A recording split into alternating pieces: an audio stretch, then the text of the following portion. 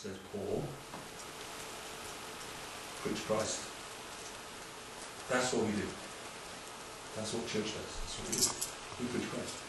We proclaim him, admonishing and teaching everyone with all wisdom. So first off, then, Paul is saying, first thing here, we preach Christ. It's Christ we preach Christ. Do you get really hacked off when you get these people in fancy dress representing church on the telly or on the radio, and they're wittering on about stuff that's just way off in the outfield somewhere? Does that hack you off? Hacks me off terribly. Because people out there then look at that and think, oh yeah, church, vicars, it's all about that, isn't it? It's waffly stuff out there somewhere in the outfield. What's that all about? Or it's politics, they're failed politicians, that's why they're in there. Cause, somebody said recently to me that politics was show business for ugly people. Right? It's great, isn't it? It's Boris dangling off a wire. Yeah, that was funny. That was funny, yeah.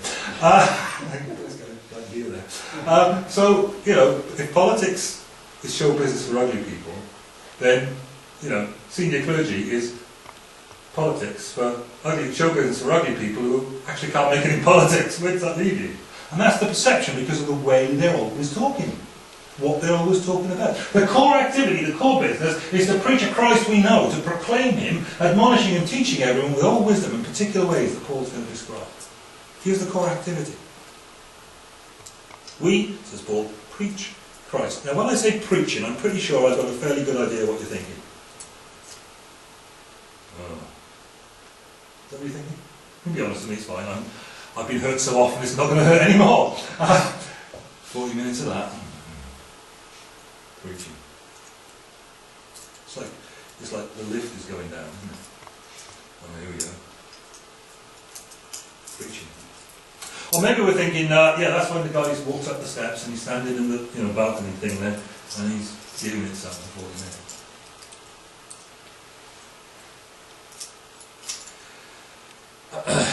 There are three words in particular here, more across the rest of the face of Scripture. Today we're going to concentrate on just these here, that come under that umbrella term preaching. And they require us, looking at those terms, they require us to broaden our thinking about the process of preaching Christ. This word is the word for proclamation. Angelo. What's an angel? What's an angel? Pardon? A messenger. I'm so relieved because for a minute I thought I heard Christmas tree. I'm so relieved. Thank you. It was quiet, I couldn't quite hear it.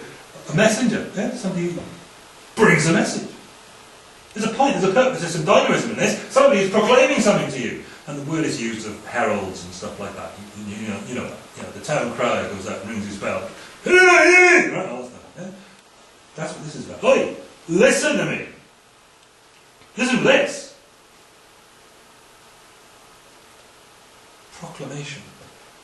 It became pretty much a technical term, even though it's only used in Paul's writings and in Acts, for missionary preaching, because it was only used of the gospel, or some particular aspect of the gospel, being communicated to people to tell them what they needed to believe in order to be saved.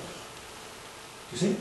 That sort of proclamation. It's key to the missional task. It's a pretty weighty verb. It's about messaging in a heralding or announcing sort of way. It's bound to be public speaking out in a declaratory sort of way. The sort of truth you tell those who don't believe yet, to announce to them the truths that they need to believe, to trust Christ and to be saved. It's declaring the message that brings people to Christ. Now don't get me wrong, it could be at a barbecue, it could be in a shopping mall, it could be in church on Sunday. Whatever the venue or the style of communication, it is declaring the essential truths of the gospel to people so they can hear it and believe, says Paul, and it is essential to the mission of the church. Here's what we are for. Would you believe that?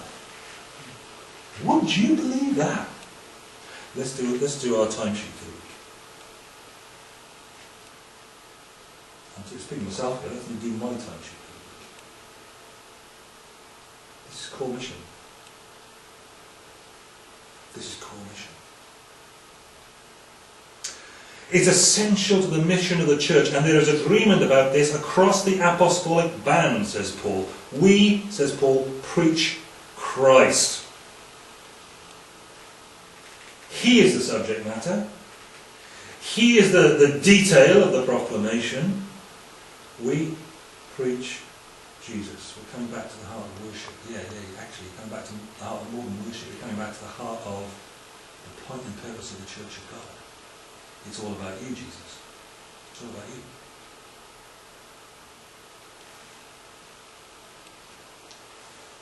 Now that proclamation, we preach Christ, is supported by two other aspects of the way that gospel truth needs to be proclaimed. We herald gospel truth, but then there's two other things Paul says here. Teaching and admonishing. Whoa.